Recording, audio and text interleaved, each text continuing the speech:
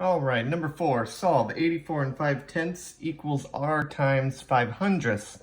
Now this problem might look a little weird to you because it's not traditionally how we see these kind of problems set up. Remember, this is an equation because it has an equal sign, a variable, and an operation.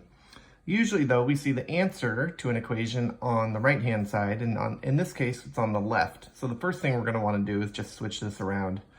R times 5/100 is equal to 84 and 5/10. And probably when you see it set up like this, or if I had written the problem like this to begin with, you should have been able to realize that we're going to use inverse operation to solve this.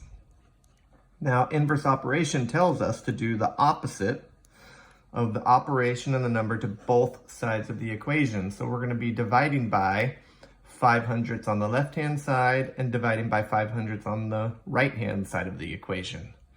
When you do the same thing to both sides of the equation, you're keeping the equation equivalent. If you only did one thing to one side without the other, it would throw the equation out of balance. So in essence, what really happens is moving this operation and number to the right-hand side, which leaves us with r equals 84 and 5/10 divided by 5/100. So the multiplication problem becomes a division problem. And when we divide decimals, remember the first number is the number that goes inside the division bar, 84 and 5/10 divided by 5/100. And before we start dividing, we have to ask ourselves, is there anything going on with this that we have to change before we can start?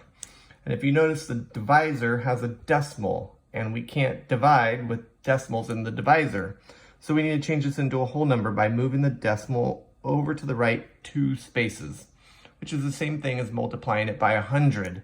And if we multiply this divisor by 100, we have to multiply the dividend by 100.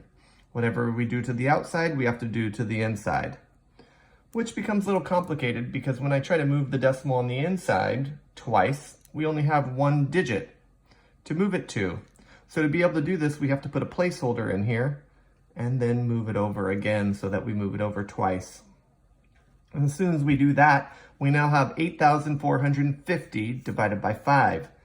So by moving the decimals, it's changed the division problem into different numbers that will have the same exact answer. So 8,450 divided by 5. If you solve that, you will figure out what r equals. Good luck with that, and meet me on the next problem. Thank you very much.